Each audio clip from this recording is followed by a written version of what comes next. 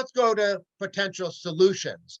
Can class warfare taxes, taxes on higher income people, that's what some of my friends on the left would say is the solution. But is it a solution? Well, the 10-year forecast for deficits, and this was actually a year and a half ago, the 10-year forecast for deficits was $16.2 trillion. If you take every single class warfare tax proposal that has been put forward on the left, they don't even add up to that 10-year forecast for deficits, much less pay for all the new spending that Biden has been proposing, and much less covering our long-run deficits because of an aging population and the existing entitlement programs we already have. So you take every single class warfare tax increase that has been on Bernie Sanders' fantasy list, it doesn't solve the problem.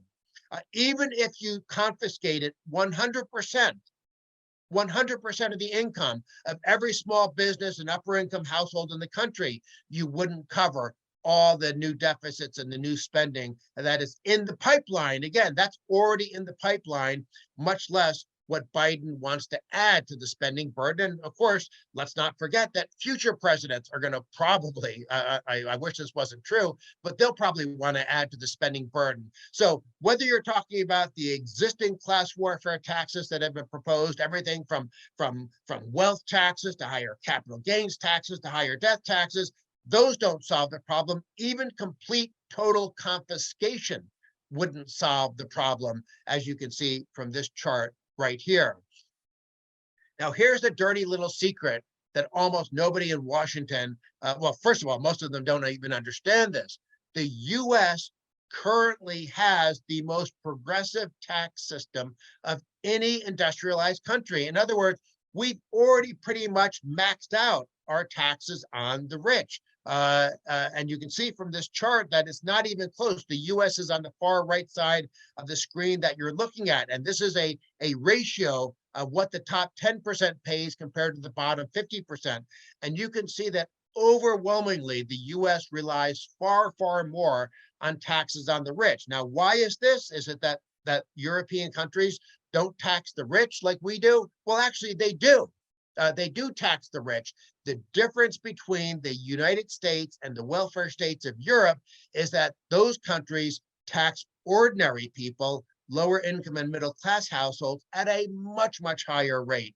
That the high income tax rates in Europe, which actually aren't that different than the high income tax rates in the US, but what is different is that we don't impose our high income tax rates until people are getting to like $300,000, $400,000, $500,000 of annual income. In European countries, you hit their high tax rates when your income is well under $100,000. But it's not just that. That's just the tip of the iceberg.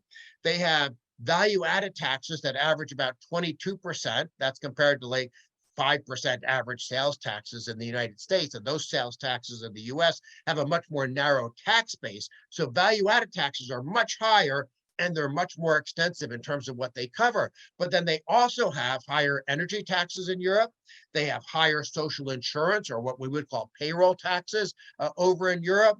So what you have in Europe is a much steeper tax burden on lower income and middle class households. Why? Because that's the only way they have figured out how to finance the bigger welfare states that they have. And keep in mind, by the way, it's not like they totally finance their welfare states. They have, of course, high levels of government deficits and debt. So politicians everywhere, it's pretty much what Milton Friedman said, every penny they collect in taxes they're going to spend, plus as much debt finance spending as they can get away with.